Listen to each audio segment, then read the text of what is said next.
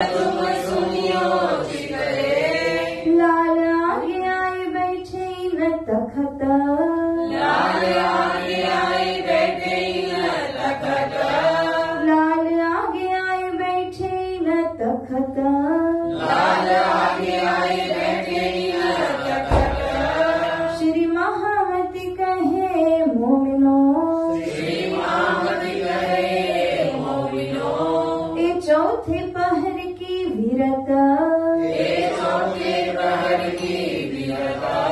अब कहूँ पहर पांचवा, अब कहूँ पहर पांचवा। सुनियो तन मन हित, सुनियो तन मन हित, सुनियो तन मन हित। सुनियो तन मन हित। बोलिए श्री प्राणनाथ प्यारे की जय। पांचवा प्रहर। अब कहूँ पहर पांचवा, आया जब बखत, हुआ वखत बैठन का, ऊपर इन तखत। पांचवा प्रहर, जो कि अगर आप देखने जाओ तो रात्रिकालीन पहला प्रहर और 8 प्रहर मध्य कहें तो पांचवा प्रहर, जो शाम को 6 बजे से लेकर रात्रि 9 बजे तक ये पांचवा प्रहर कहा जाएगा। एवं इस प्रहर के अंदर की विशेष बात यह है कि महत्तम बुद्धि के सागर महामती श्री प्राणनाथ जी कजा के इंसाफ के उस तखत के ऊपर में विराजमान होते हैं, जहां पर बैठ करके सारे जो मनुष्य हैं उन सभी का इंसाफ किया जाएगा, ऐसा पहले ही बताया गया है। ये एक ऐसा दौर चलता है जब स्वामी श्री प्राणनाथ जी स्वयं तखत के ऊपर में आसीन हैं, तो जितनी भी आत्माएं उनके श्री चरणों में आई है, वो चाहे किसी भाव से ही क्यों न आई हो, लेकिन उनका इंसाफ, उनका अदल, उनकी कजा करने की जिम्मेदारी महामती श्री प्राणनाथ जी स्वरूप की है। इसलिए वो कजा करते हैं, यानी इंसाफ करते हैं, और उनके जो भी पाप पुण्य है उसी के अनुसार इनको मोक्ष दिया जाता है। तो ऐसे कजा के तखत के ऊपर महामती श्री प्राणनाथ जी साक्षात श्री राजी महाराज विराजमान हुए हैं। लक्षो अर्ज करत है, अब लक्षोबाई आई। वो किसी कारणवश चितौनी के समय में आ नहीं पहुंची थी, तो उन्होंने आकर के अर्जी करी श्री राज जी के चरणों में। राज पधारो कौन घाट, हे मेरे धाम धनी श्री राज जी, आज आप हमें कौन से घाट में लेकर के जाएंगे, कहाँ हम फिरने के लिए जाएंगे। श्री राज उत्तर देते हैं, आज पधारे पाट, कि हे लक्षोबाई, आज का दिन श्री परम धाम के अंदर कृष्ण पक्ष की एकम तिथि का है, और इस तिथि के ऊपर हमें तो पाटघाट भ्रमण करने के लिए जाना था, लेकिन सखियों ने सोचा संसार देखेंगे, तो इसीलिए श्री राज जी ने एक पलमात्र, एक नैनो सेकंड के अंदर आपको इस खेल के अंदर ब्रजरास और जागनी तीनों ही ब्रह्मांडों का दर्शन कराया, और तब पश्चात जब हम धाम में पुनः जागृत होंगे तो श्री राज जी महाराज हमें पाटघाट लेकर के जाएंगे।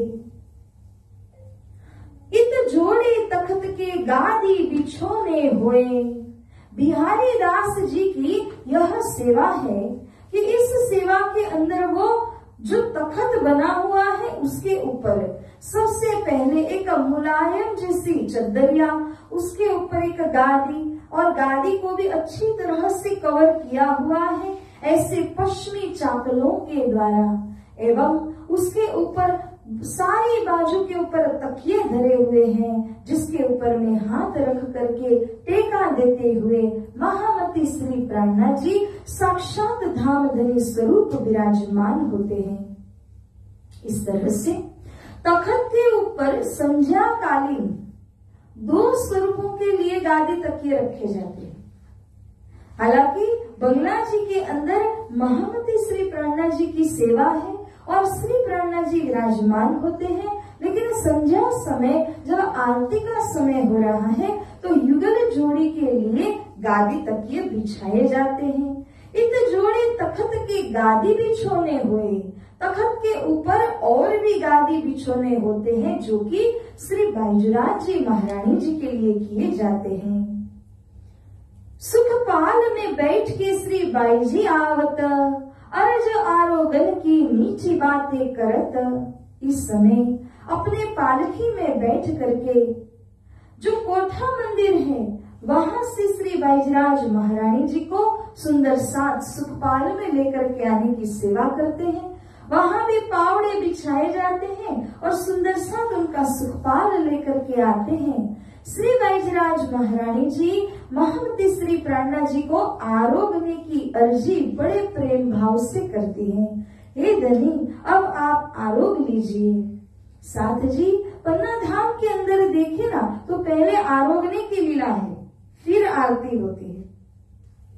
और हमारी घर की सेवा पूजा विधि के अंदर देखिए तो पहले हम पूजन आरती उसके पश्चात भोग अर्पण करते हैं, क्योंकि पन्ना धाम के अंदर इस प्रकार की नियम बनी हुई है। क्योंकि जब श्री जी आरोगेंगे संध्या के समय, फिर तखत के ऊपर बैठेंगे और मिलने वालों की कतार आती जाएगी, दर्शनार्थियों की कतार लगती जाएगी, फिर आरती का समय उसमें आरती होगी। इसी कार्य कारण से पहले भोजन आरोगने की लीला संपन्न की जाती है। इत थाल आरोगन की ल्याई मथुरी और हिम्मत। और इस समय थाल को तैयार करके जो भंडार डिपार्ट में जो बहनें काम करती हैं, मथुरी और हिम्मत, वे सब थाल को सजाने में श्री बाईजराज महारानी जी की मदद करती हैं। इस प्रकार से श्री महाराजा बाई जी बैठतारो गावने थाल, वो थाल को सजाया गया। पावड़ों के ऊपर चल करके मुंह को, नाक को अच्छी प्रकार से ढक करके यहाँ पर थाल रखते हुए उस थाल को बड़े प्रेम से लाया जाता है। और उस थाल को जब रखा तो श्री बाईजराज महारानी जी और छत्रसाल जी महाराज अपना अपना आसन ग्रहण करते हैं और श्री प्राणा जी को बड़े आग्रह से प्रेम भाव से जिमाते हैं। जब हाथ पखालते हैं प्रेमदास जी, उस समय में रुमाल लेकर के छत्रसाल जी खड़े हुए हैं और वो श्री जी के आगे रुमाल देने की सेवा कर रहे हैं। सखियां सब खड़ी रहे मन में सेवन की आस, और भी कई सारी सखियां वहां पर घेर करके इर्द गिर्द खड़ी रहती हैं। न जाने कब श्री बाईजराज जी आवाज लगाए, हे सखी वो लेकर के आइए, हे सखी उस चीज की आवश्यकता है, तो तुरंत वो जा करके कुछ न कुछ लेकर के आएंगी। धाम में भी, परम धाम के अंदर देखिए तो खूब खुशहालियां है। जैसे राज्य श्यामा जी की 12,000 सखियां हैं, वैसे एक एक सखी की 12,000 सेविकाएं हैं और वो उनके मनवेग से चलते हैं। जैसे ही मन में सोचा नहीं कि वो कार्य पूरा हुआ नहीं। और श्री जी तो इस प्रकार का वर्णन भी प्रवाणी के अंदर में कहते हैं, समझाते हैं कि जब दिल में चिंतन होता है उससे पहले वो कार्य पूरा हो जाता है। इस गति से वो सेवा कार्य करती हैं। ऐसे प्रत्येक सखियों की खूब खुशहालियां भी परम धाम के अंदर हैं जो उनकी सेविकाएं हैं। तो यहाँ पर भी वही सेविकाओं की भांति आकर के ये खड़े हो जाती है सखियां, इस आस में कि अभी कोई आवाज लगेगी, यह लेकर के आओ, वह परोसने के लिए तैयार करो। और वो सारी सखियां तत्पर हैं। आरोगत हेत सो बातें करे बनाए। जब श्री प्राणा जी आरोगते हैं तो अच्छी प्रकार से बातें करते हुए आरोग रहे हैं। धाम धनी गाए रिजा वही कवल देत हिताए। और जो भी गाते गाते धाम धनी श्री राजी को रिझा लेते हैं अपने गाने की वजह से, श्री प्राणा जी अपने थाल भोग में से कौल प्रसादी का लेकर के उनके हाथों में देते हैं। श्री बाई जी बातें करत है आरोगने के बखत, श्री राजरीज के कहत हैं उतर बैठ इन तखत। जब बैजनाथ महारानी जी प्राणनाथ जी के साथ में बैठ करके बातें कर रही है, श्री जी आरोग रहे हैं और प्राणनाथ जी उनसे कहते हैं कि हे बैजनाथ जी, आप भी तखत के ऊपर में आकर के विराजमान होइए। जल छबिलदास लिया आरोगावने को हक। छबिलदास जी की ये सेवा नित्य निरंतर रूप से चल रही है हर प्रहर के अंदर, कि जब कभी श्री प्राणनाथ जी को जल पान करना है तो वो हाजिर रहते हैं सेवा करने के लिए। चुल्लू करावे चौपसो सा कुंडल दिल खुशाल। जब आरोग लिया तो बड़े खुशहाल होकर के साकुंडल सखी श्री छत्रसाल जी महाराज जी वो श्री प्राणनाथ जी को चुल्लू कराते मतलब हाथ धुला देते हैं। कहावा आरोगावन को ले आई माणिक, और जो माणिक नाम की बहन वो अब काव्हा बना करके श्री प्राणनाथ जी की सेवा में हाजिर करती है। बीड़ी वालत श्री बाई जी श्री महाराजा अपनी। इस समय सभी अपनी अपनी सेवाओं में केंद्रित हैं। तो बाईजीनाथ जी भी बीड़ी बनाती है पान की, और इसी तरह श्री छत्रसाल जी भी पान का बीड़ा बनाते हैं। देश सुपारी माणिक छबिला और सेवत महारानी, टीम वर्क चल रहा है पान की बीड़ी बनाने के लिए भी। देखिए तो सब मिलजुल करके वो काम ऐसे करते हैं कि कोई काम अटके भी नहीं और सब मिल करके सेवा का लाभ भी ले लेते हैं। तो यहाँ जो सामग्री देने का काम है वो माणिक और छबिला करते हैं, और साथ साथ में छत्रसाल जी की रानी साहिबा वो भी यहाँ आकर के सेवा में सोहबत पाती है। हार कलंगी आवत ऊपरा ऊपर इतके, ले ले नाम मुजरा होत है होई जुबा एक एक के। और जो संध्या का समय जो श्री जी अब बंगला दरबार के सिंहासन के ऊपर में विराजमान होते हैं, उस समय सारे जितने भी आसपास के राज दरबार हैं जो कि छत्रसाल जी महाराज ने अपने राज्य में सम्मिलित किए हुए हैं, उन राज्यों में से कलंगी आती है, फूलों के हार बना बना करके भेजे जाते हैं और जो श्री प्राणनाथ जी की सेवा में हाजिर किए जाते हैं। वो फूलहार आए, वो कलंगी आई, ले ले नाम मुजरा करे, यानी वो कहाँ से आई, फलाना राज्य से आई, तो उसका मुजरा स्वीकार किया गया, प्रणाम, उसकी जो सैल्यूटेशन थी उसको स्वीकार किया गया।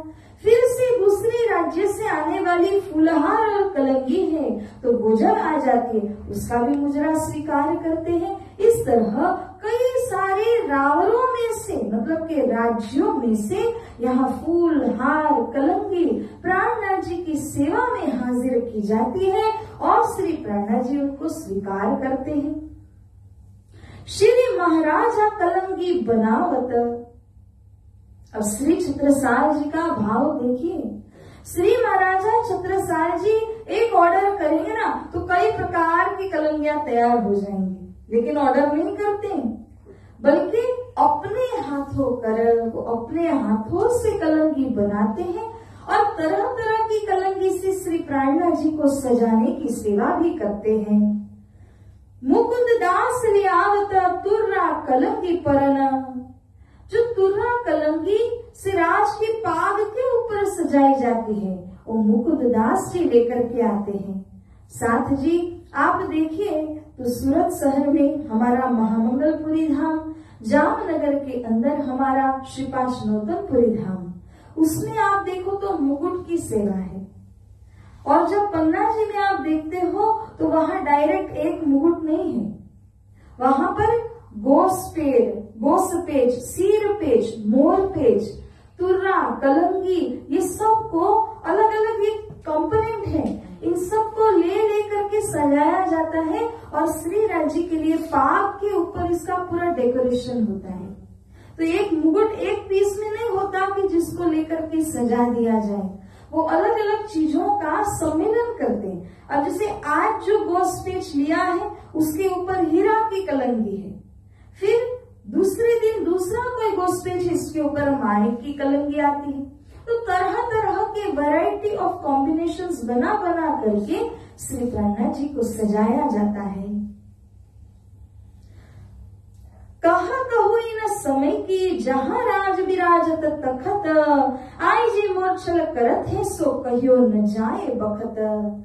अब तखत की शोभा कैसे बढ़ती है, बंगला दरबार की शोभा कैसे बनती है कि तखत इतना सुंदर सजीला रखा हुआ है, उसके ऊपर चांदी और सोने की सारी सामग्रियां तो सजाई हुई है, गादी तकिए और दोनों बाजू पर जो गोफने आदि सजाए गए हैं। और तो और इस तखत की शोभा को चरम सीमा तक पहुंचाते हैं महामती श्री प्राणनाथ जी जब वे इसके ऊपर में आसीन हुए।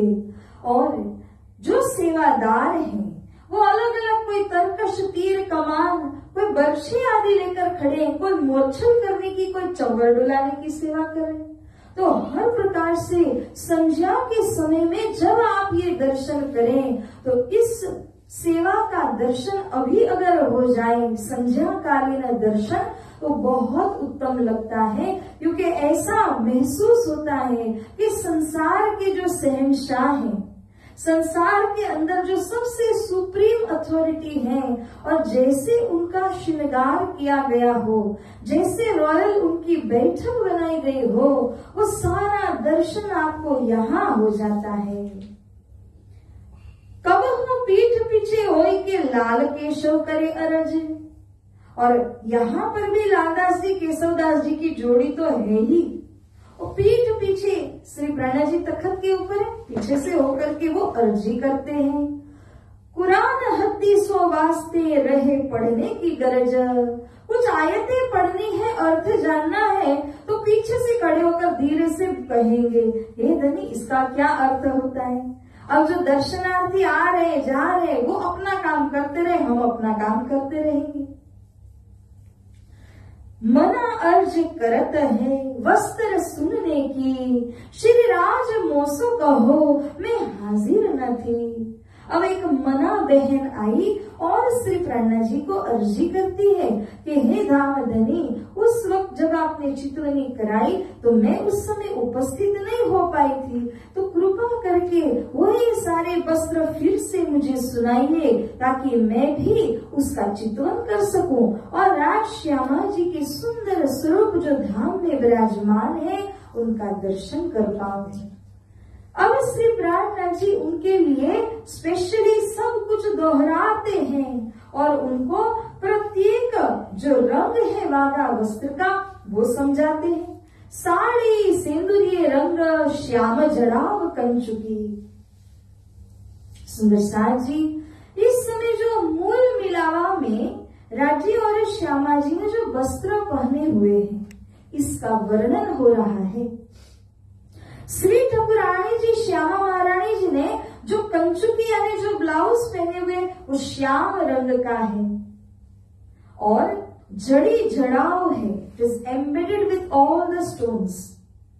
फिर उसके बाद जो साड़ी जड़ाव की पहनी हुई है वो सिंदूरिया रंग की है, क्रिम्सन कलर, नीली लाही का चरणिया, और जो चरणिया पेटीकोट धारण किया हुआ है वो भी जड़ी जड़ाव नीली लाही का, यानी जिसमें ग्रीनिश ब्लू कलर होता है, इस प्रकार का चरणिया ए वस्त्र ठाकुरानी जी श्री श्यामा महारानी जी ने ऐसे रंग की साड़ी कंचुकी आदि को पहने हुए हैं।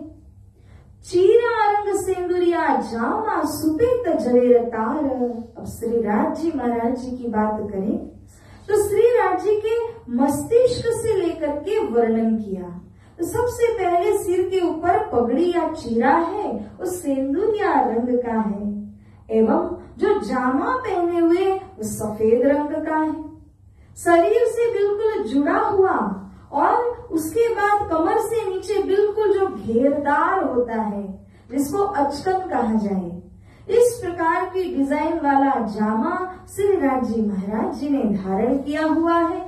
पिछोड़ी रंग आसमानी, और कमर में कमरबंद है, और वो कमरबंद नीला व पीला रंग का। यहाँ पर जो खेस रखी हुई है, दुपट्टा पहने हुए हैं, वो आसमानी स्काई कलर का दुपट्टा है। नीले पीले रंग को पटुका बांधो कमर, केसरिया रंगी जार है, लियो मूल वागो दिल धर। बोलिए श्री प्राणनाथ प्यारे की जय। तो यहाँ लालदास जी कहते हैं इस प्रकार से पटुका नीला पीला रंग का, इजार यानी जो पैजामा पहने हुए हैं उसका रंग केसरिया सैफरॉन कलर का है, और ये जो मूल वागा है उसे आप कहाँ धारण करोगे?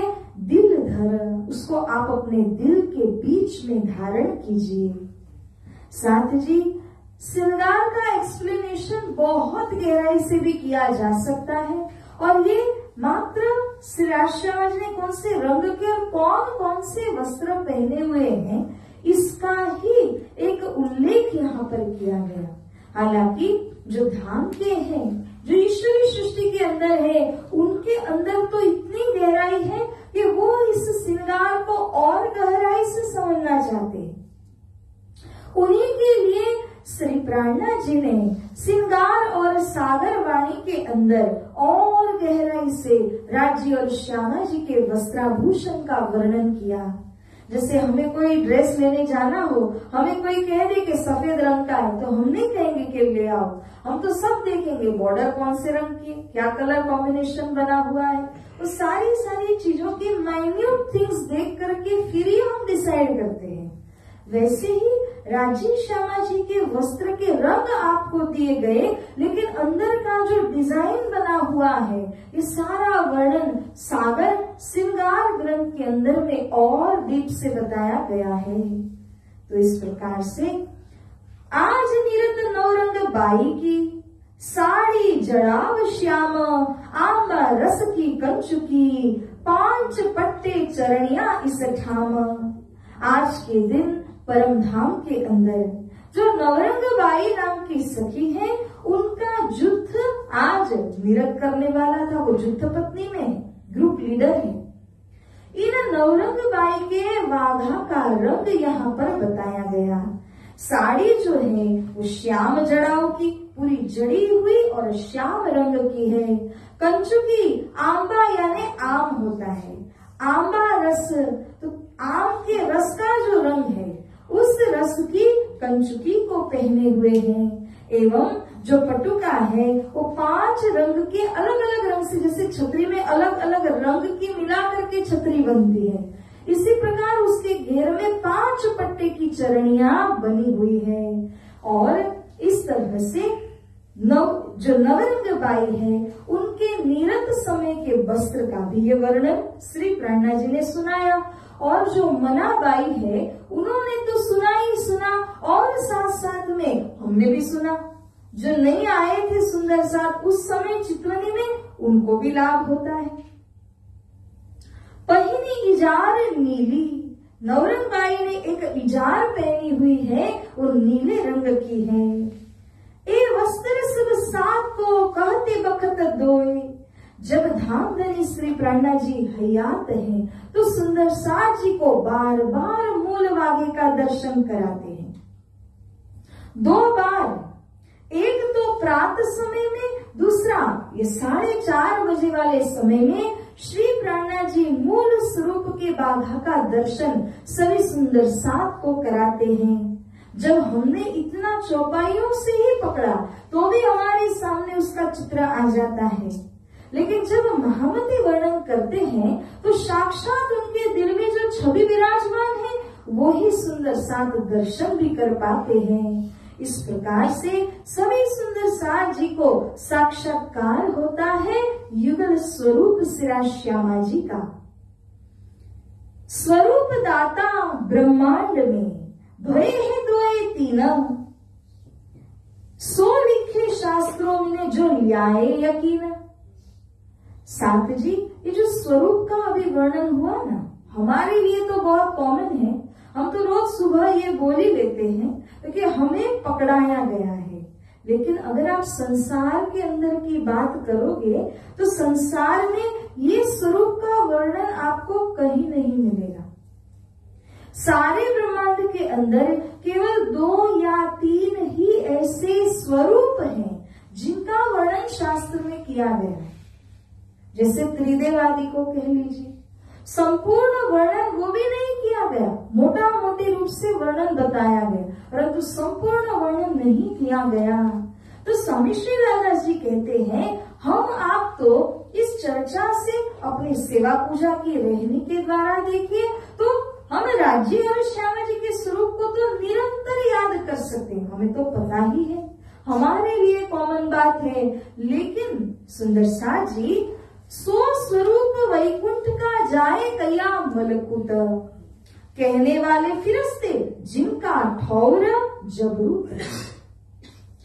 जैसे राज्य और श्यामा जी के स्वरूप का वर्णन प्राणनाथ जी ने किया है, इसी प्रकार से जो मलकुत में रहने वाले त्रिदेवादि हैं, उन त्रिदेव के स्वरूप का वर्णन वहां के फरिश्तों ने, देवी देवताओं ने करके सुनाया। और वो कहने वाले कहाँ के हैं? 14 लोग ब्रह्मांड के अंदर के हैं, जिनके विषय वो स्वरूप वर्णन कर रहे हैं वो भी 14 लोग ब्रह्मांड के अंदर के, उससे परे के नहीं है। ए सूरत अरस अजीब की जाए कैया अक्षरातीत, कहने वाले धाम धनी सुने मोमिन कर प्रतीत।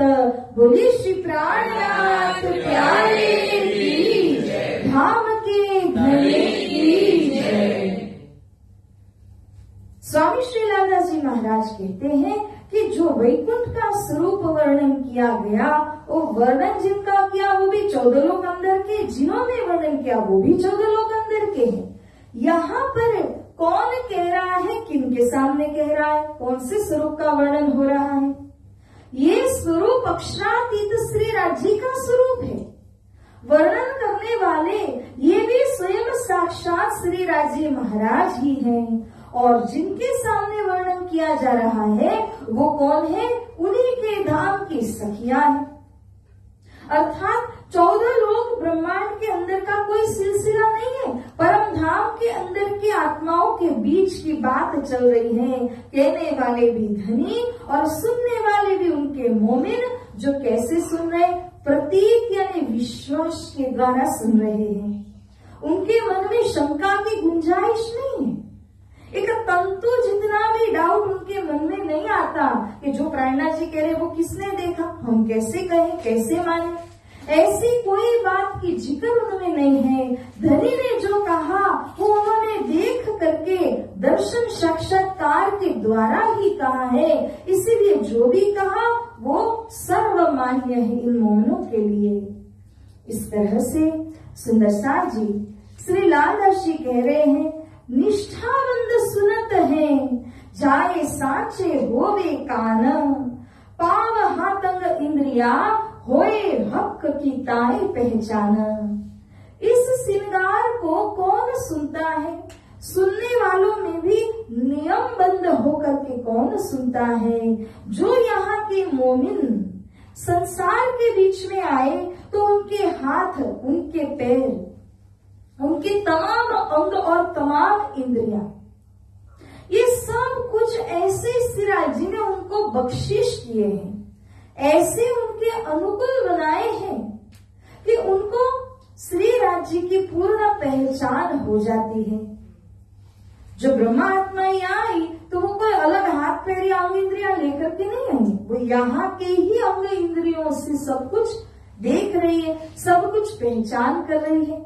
लेकिन सुंदर साथ जी, ये समझने की बात है कि जब मेहर होती है तो उनका जो शरीर होता है उस शरीर को भी मेहर बनाती है, मेहर रचती है। इसलिए मेहर इन ब्रह्म सृष्टि के ऊपर तब से है जब से वजूद बना ही नहीं था। माता की कोख के अंदर गर्भ में जब वो शरीर बनने की शुरुआत जिस मूल स्टेज से होती है, वहां से लेकर के मेहर आ जाती है और उसके सभी शरीर के अंग, सारी इंद्रियां, वो सब कुछ मेहर तैयार करती है और तब जाकर के उसका वो शरीर तैयार होता है जिसके द्वारा उसे राज्य की पहचान हो सके। दूसरा कोई इत आय के कबहू न बैठे इत, कोई भी ब्रह्म सृष्टि के सिवा यहाँ आकर के इस चर्चा के बीच में विराजमान नहीं हो सकता। जब कलाम रब्बानी खुले तब हुआ वक्त कयामत। जब ये वाणी के वचन हकीकत मार्फत जब ये खुलने लगी, इसी को क्या कहा है तो कयामत यानी आत्म जागरण का समय इसी को कहा गया है। आया समय आरती का साथ आवत चारों तरफ, इन समय की शोभा को कहियो न जाए एक हरफ। बोलिए श्री प्राणनाथ प्यारे की, धाम की धनी की जय। अब संध्या के समय जो आरती करने की प्रथा है, सत्ययुग के अंदर जब नरसिंह अवतार आए थे और उन्होंने आकर के जब राक्षस का वध किया हिरण्यकशिपु का, तब उस समय कौन सा समय चल रहा था? वध करते समय न दिन में मरू न रात में मरू, वो संध्या। तब से वो संध्या अशुभ समय कहा गया और उस समय के अंदर परब्रह्म को याद करने के लिए उसी समय संध्या आरती की विधि आई। तो वही संध्या आरती बंगला दरबार के अंदर अब यहाँ पर होती है। युगल स्वरूप की आरती सभी सुंदर साथ मिल करके उतारते हैं और जब समय होने लगा आरती का तो सभी सुंदर साथ बंगला दरबार में आकर के चारों ओर भर जाते हैं। श्री बाई जी आवती न समय होत बिछोने जोड़े तखत। बाईजराज जी के लिए भी तखत के ऊपर गादी तकिए बिछोने सब कुछ सजाया गया। आरती होत आनंद सो करत अति घने प्यार, शोभा होत संसार में करत सभी मनुहार। जो सुंदर साथ आरती करते हैं वो बड़े प्रेम भाव से कर रहे हैं, धनी का मन रिझाने के वास्ते करते हैं और जो इस आरती को करते हैं इसके महत्व को जानते हैं, उनको इस संसार के बीच में एक विलक्षण शोभा की प्राप्ति हो जाती है। वो शोभा कैसी शोभा है कि जब श्री राजी साक्षात तखत के ऊपर में आसीन हो और उनके स्वरूप की जब आप आरती करते हैं तो आरती के द्वारा उनके आशीर्वाद, उनकी ताकत वो हमारे अंदर प्रवेश होती है। इस तरह आरती करने वाले की जो शोभा बन जाती है वो तो श्री राजी ही उनको बख्शीश करते हैं। जांज ताल थैली मिने एक दगड़ा राखत। अब जितने भी जांज ताल हैं, वाद्य यंत्र हैं, वो दगड़ा भाई अपने एक थैली के अंदर भर करके रखते हैं। आरती के समय में सब कुछ निकाल के हाथों हाथ देते हैं।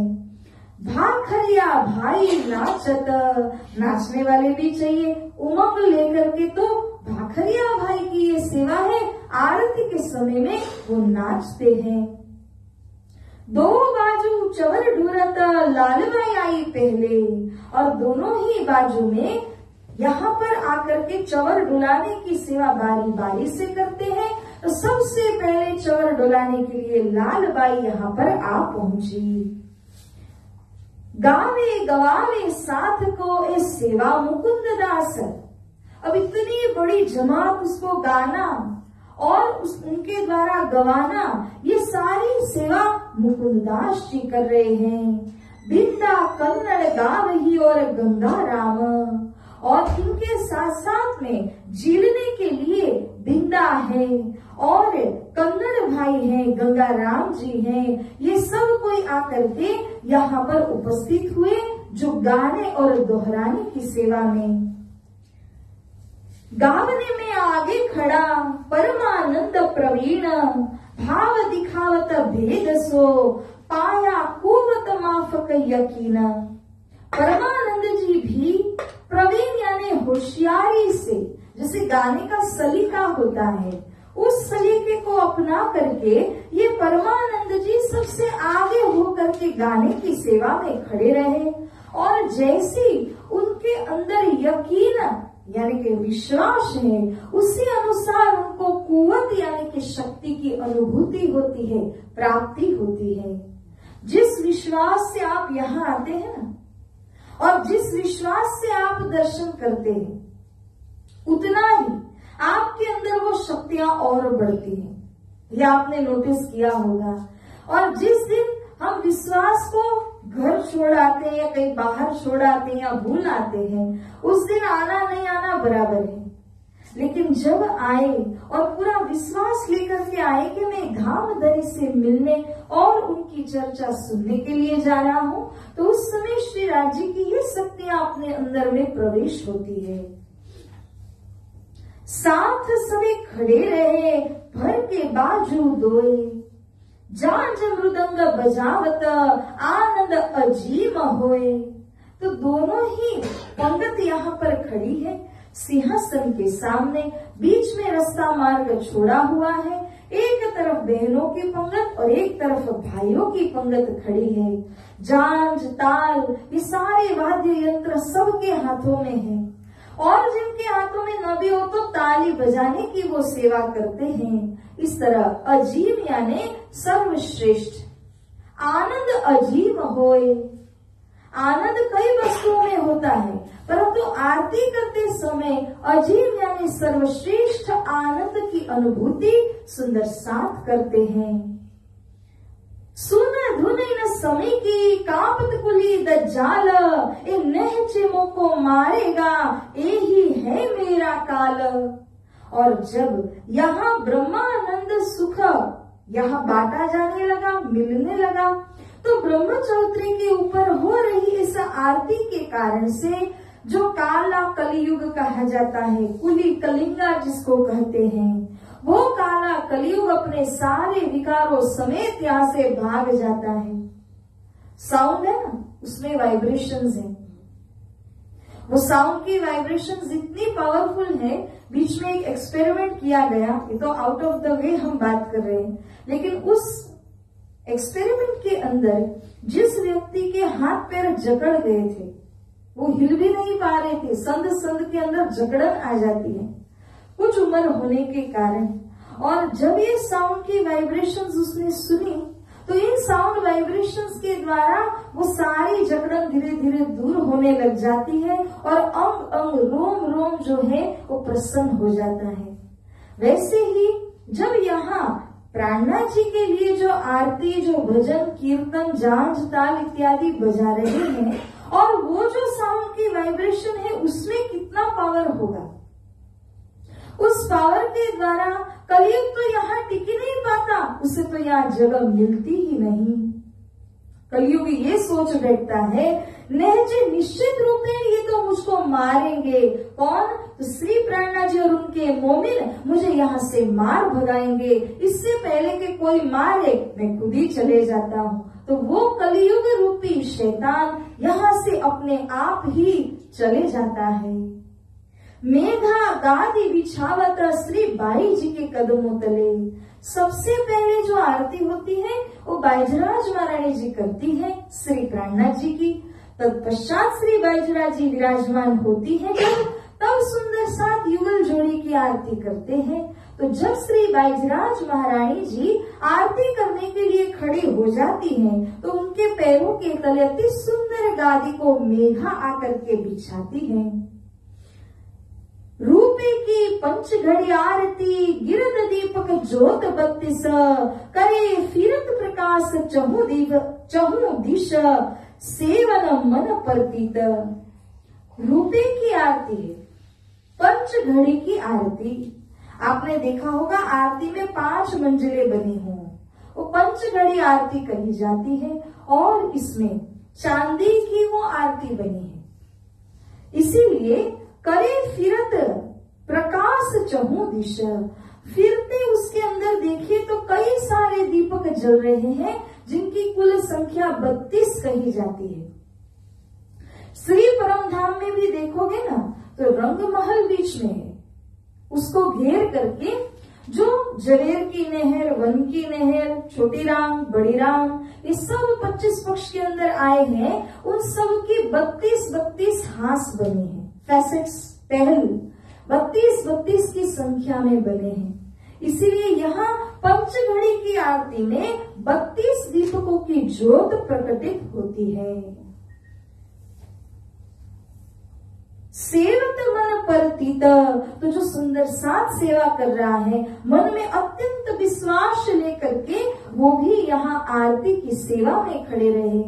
सुंदर साथ जी, ये आरती क्या है? सिर्फ हम जो ऐसे गोल घुमा करके पूरी करते हैं और बड़ा आनंद लेते हैं, ताली बजाते हैं कि आरती करने मिली, आरती करने मिली। आरती के भाव है। जब वो भाव से आरती करो तो माना जाए कि आरती की गई है। नहीं तो ऐसे ही मैकेनिकली हाथ घुमा करके आरती करना वही आरती नहीं होती है। उसमें भी कोई लोग ऊपर नीचे कर लेते हैं, कोई लोग गोल गोल घुमा लेते हैं। जैसे जिनका मन हो उस तरह से आरती करते हैं। आरती के भाव इस तरह है कि सबसे पहले चरण कमल से आरती की जाती है, फिर धीरे धीरे धीरे अंग प्रत्यंग को ध्यान में रख करके आरती को शीश तक ले जाया जाता है और वहां पर 5 बेर आरती की जाती है, 5 स्वरूप की आरती। फिर से इसी प्रकार से नख तक ले गए, 5 बेर चरण कमल में आरती की, फिर से ऊपर ले आए, 5 बेर यहाँ आरती की। तो जब तक वो आरती का गान होता है, इस प्रकार नख से सिख, सिख से नख, ऐसे करते करते वो आरती की जाती है।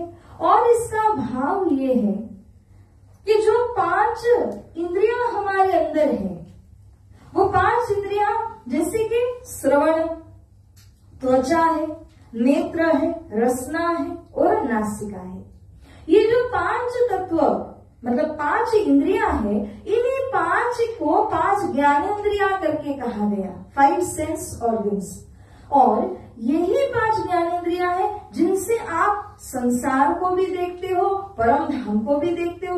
तो जितना भी इनपुट हमारे अंदर आता है वो इन 5 इंद्रियों से ही आएगा। उसमें भी विशेष करके कान और आंख, जितना भी देखो वो माइंड में रजिस्टर होगा, जितना भी सुनो वो भी माइंड में रजिस्टर होगा। तो अंदर जाने के 2 मुख्य रास्तों में आंख, कान है, लेकिन प्रायः इन 5 के द्वारा इनपुट ही माना जाता है। और हमारे अंदर जो जो चीजें अंदर में प्रवेश होती है उसका शुद्धिकरण करने के हेतु से 5 इंद्रियों को समर्पित कर देते हैं इस आरती के माध्यम से। तो जब भी हमें आरती करने का लाभ मिलता है, उस आरती करने के पीछे का मकसद हमारा समर्पण है। हमारे 5 इंद्रियों को श्री राम जी महाराज जी के चरणों में हम अर्पण कर देते हैं। इस प्रकार का भाव लेकर के अब सुंदर साथ यहाँ आरती कर रहा है। और कई कुमारिका लिए दीपक थाली हाथ, जो जमात के अंदर खड़े हुए हैं उनको भी छोटी छोटी दीपक या आरतियां दी जाती हैं। जो कुमारिकाएं हैं वो भी अपनी अपनी आरती को सजा करके ले आती है कि जहां कहीं हम खड़े वहीं से हम आरती करेंगे। कंचन थाल चहु मुख दीवला, दीपक ज्योति प्रकाशी, करत आरती श्री जियावर रानी, आनंद अंग उलासी। बोलिए श्री प्राणनाथ प्यारे की, धाम के धनी की जय। सुंदर साथ जी, आरती के पहले पूर्ण ब्रह्म बोला जाता है और पूर्ण ब्रह्म के बाद जब ये कंचन थाल, ये श्री चित्रशाल जी महाराज जी के भाव इस आरती के अंदर जो स्वामी श्री लालदास जी ने भी अपने बीतक की चौपाइयों में रखे हैं। कंचन का बना हुआ स्वर्ण थाल और उसके बीच में चहु दिश दिवला, जो पंचघड़ी आरती शोभा लेती है, उसमें चारों ओर आपको प्रकाशमान दीपक ही दीपक नजर आते हैं, जिसमें प्रकाश युक्त ज्योति हर दीपक में जल रही है। करे आरती कौन सबसे पहले? बैजराज महारानी, जिनको जियावर रानी कहा गया। कैसे कर रही है? अंग अंग के अंदर आनंद और उल्लास को लेकर के। हमें भी कहा जाए आपको आरती करनी है, तो उस दिन हमारे आनंद उमंग का ठिकाना ही नहीं होता। अच्छा, आज आरती करने का सौभाग्य मिल रहा है। पन्ना धाम में तो दैनिक रूप से श्री जियावर रानी समस्त सुंदर साथ साक्षात धाम धनी श्री प्राणनाथ जी की आरती का लाभ लेते हैं। जुगल स्वरूप सुंदर सुखदायक। अब युगल जोड़ी को आप देखिए, जब बैजनाथ महारानी जी ने आरती कर ली और वे भी सिंहासनासीन जब हो जाती है, उसके बाद में इन दोनों ही स्वरूप का आप दर्शन कीजिए तो अति सुखदायक इनका स्वरूप श्याम धाम धनी सोहे। जो हमारे धाम धनी श्री प्राणनाथ जी है वो वास्तव में कौन है? इनको कहा गया श्याम। श्याम किनका नाम है? तो श्री कृष्ण का नाम है। जिन्होंने ब्रिज और रास की लीलाएं की है उनको श्याम कहा गया, और वो ही श्याम, वो ही कृष्ण हमारे तो धामधनी जी है। मंगल रसिक वदन की शोभा, उनका वदन, उनका पवित्र जो निर्मल देह है, उस देह की शोभा कैसी है? मंगल में रसिक यानी रस से पूर्ण है। निरखंता, जब आप उनको निरखिए मनमोह, आप देखते जाओ और वो मन को मोहित करते जाएं। इस प्रकार युगल स्वरूप की सौंदर्य को देख करके मन मोहित हो जाता है। सखियां नीरत करे और गावे, उमंग अंग अपार। और सखियां जो यहाँ पर निरत करती हैं, कोई कोई सखियां गा रही, कोई बजा रही, कोई निरत करने की सेवा करती है। हर सखी के अंदर अपार उमंग उनके दिल, उनके रोम रोम में उमड़ रहा है। ताल मृदंग वाद्य यंत्र बाजे, और यहाँ ताल भी बज रहा है, मृदंग भी बज रहा है, सारे अलग अलग प्रकार के वाद्य यंत्र, म्यूजिकल इंस्ट्रूमेंट्स यहाँ पर बज रहे हैं। सखिया बोले जय जयकार, बोली श्री प्राणनाथ प्यारे की जय। तो सखिया जो है वो अपने धाम धनी और जियावर रानी साहिबा की जय जयकार लगाती हुई आरती करने का आनंद लेती हैं। बधावे मुक्ताफल सखियां।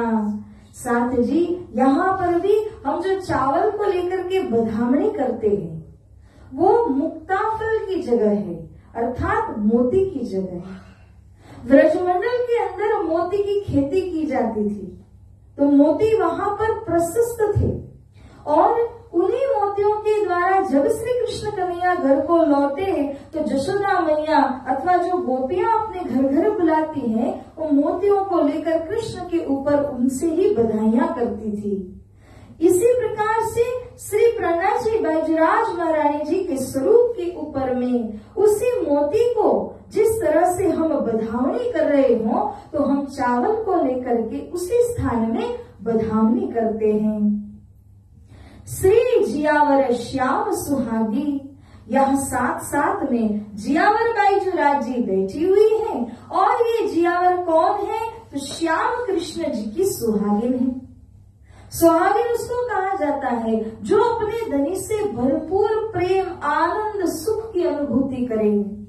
सुहागिन का ऑपोजिट भी होता है, जिसको अभागिन कहा जाता है, जिसके भाग्य में कुछ न हो। लेकिन जियावर बैजराज सुहागिन है, वो श्याम श्री कृष्ण जी के हर प्रकार के सुख को, सुहाग को अनुभव कर ही रही है। तन मन झील निछावर किन्हो, इस प्रकार से लिखने वाले महाराजा छत्रसाल जी कहते हैं कि मैंने मेरे तन और मन और जीव को सबको अर्पण कर दिया, निछावर कर दिया। श्री इंद्रावती चरणों लागे, यहाँ पर समझना कि इंद्रावती सखी धामधनी अक्षरातीत श्री राजी महाराज जी के श्री चरणों में प्रणाम करने का भाव यहाँ पे प्रकट करती है। रुकमनी थाल धरत है श्री राज के आगे। अब इस प्रकार आरती तो पूरी कर दी गई, और फिर जो यहाँ पर बीच में आरती रखी हुई है उसको लेकर के थाल ले जाया जाता है। रुक्मिणी बहन इस थाल को उठा करके सबसे पहले श्री प्राणनाथ जी के पास में लेकर के गई, और कर्पसार बीड़ा धरे। श्री प्राणनाथ जी प्रसादी का जो बीड़ा है उसे उसमें रख करके आरती की सेवा जो सुंदर साथ ने की उसको अंगीकार करते हैं, स्वीकार करते हैं। करे मेहर धाम धनी ए। जब उन्होंने पान का बीड़ा रखा तो बीड़ा रखते ही प्रार्थना जी ने इस सेवा को स्वीकार किया और सर्व सुंदर साथ जी के ऊपर में मेहर बरसाते हैं और सबकी थाल में डालते हैं बीड़ी है। अब क्या हुआ कि सब लोगों ने आरती उतारी हुई है, तो अब बहुत सारे पान के बीड़े पहले ही तैयार किए गए हैं। उन सबको एक एक थाली थाली के अंदर में सुंदर साथ रखते हैं।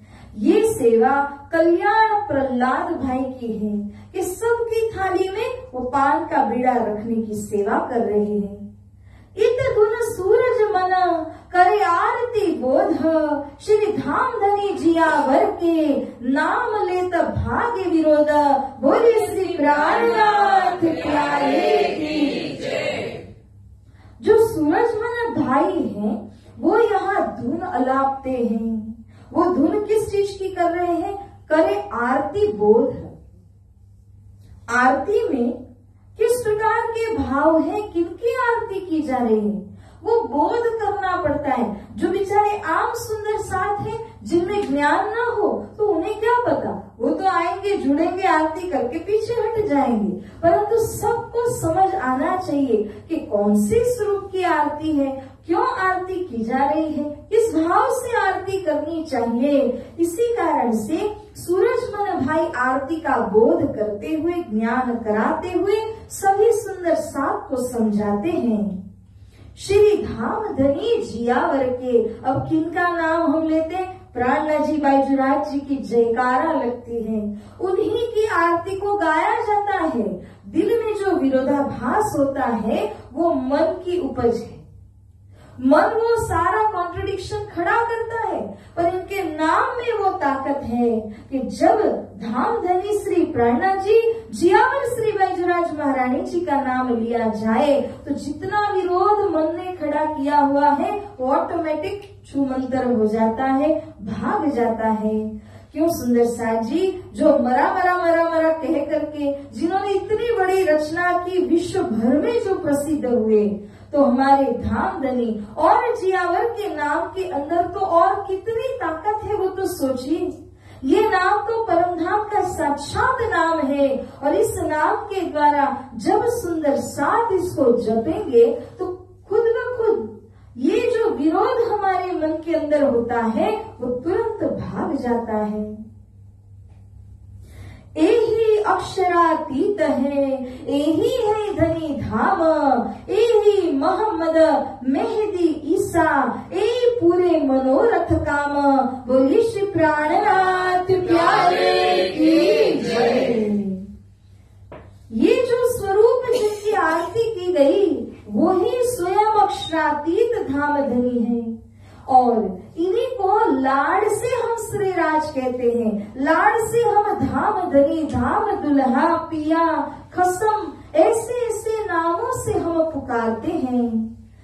और यही मोहम्मद मेहदी ईसा, मोहम्मद साहब भी उनके अंदर है, मेहदी श्री कृष्ण भी इनके दिल में विराजमान है, ईसा स्वरूप सतगुरु ये भी इन्हीं महामती के तन के अंदर विराजमान होकर के लीला कर रहे हैं। तो और कहाँ जाने की जरूरत है सुंदर साथ जी? ऑल कॉम्प्रिहेंसिव, पूरा का पूरा पैकेज यहाँ मिल गया। जब एक ही हृदय के अंदर ये सारी पावर्स एक साथ में उतर करके लीला करें, वो महामती श्री प्राणना जी के चरण कमल को छोड़ करके अन्यत्र कहीं पर भी जाने की आवश्यकता ही नहीं पड़ती। ये विश्व के अंदर जितनी भी पावर्स हैं वो सब की सब इन्हीं स्वरूप के अंदर में विराजमान है। यही पूरे मनोरथ काम। इस तरह से सारे जो मनो के मनोरथ हैं, कामनाएं हैं, इन सबको पूर्ण करने के लिए भी यही स्वरूप है। अगर उनके श्री चरणों में रख दिया तो वो ही तथास्तु करके इन सबको पूर्ण करते हैं। इन भांत आरती समय कई विध होत कलोल। सुंदर साथ जी अब एक थॉट दीजिए, इमेजिन कीजिए आप कि इतनी भव्य जमात कुछ नहीं तो भी 5-7 हजार सुंदर साथ वो एक साथ में यहाँ पर उपस्थित हैं और सभी मिलकर के संध्याकालीन आरती करते हैं। सबके हाथों में वाद्य यंत्र, ताल, मृदंग इत्यादि बज रहा है। और इतना ही नहीं, ये सब कोई मिलकर के तालियां बजाते हैं, आनंद से नृत्य करते हैं। तो हर प्रकार से यहाँ पर कलोल हो रहा है। मीठे मीठे स्वर का यहाँ पूरा एक साउंड में एटमॉस्फेयर बन जाता है। हरे गए बगले सूजत, कोई सुख नहीं इन तौल। बोलिए श्री प्राणनाथ प्यारे की जय। इस बंगला दरबार के अंदर हय गए न सूजत, अगर बॉम्ब फोड़ा जाए ना तो उसका आवाज भी धीमा ही पड़ जाएगा, क्योंकि सुंदर साथ का आवाज, सुंदर साथ जो वाजंत्र बजाते हैं और जो कलोल, जो आनंद लिया जा रहा है, वो बड़े से बड़े साउंड के वाइब्रेशन से भी ज्यादा है।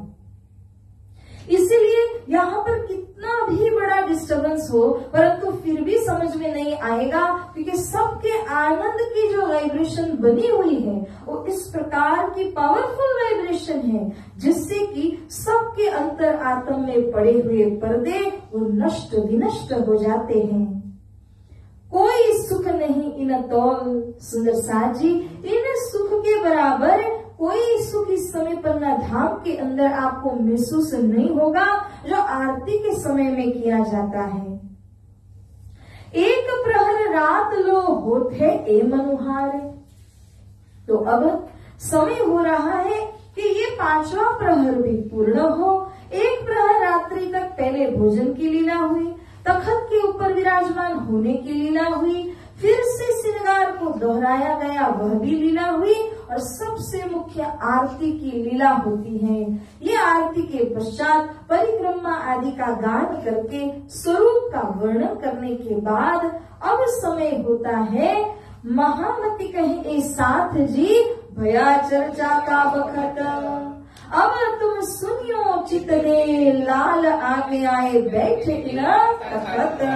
बोलिए श्री प्राणनाथ प्यारे की जय।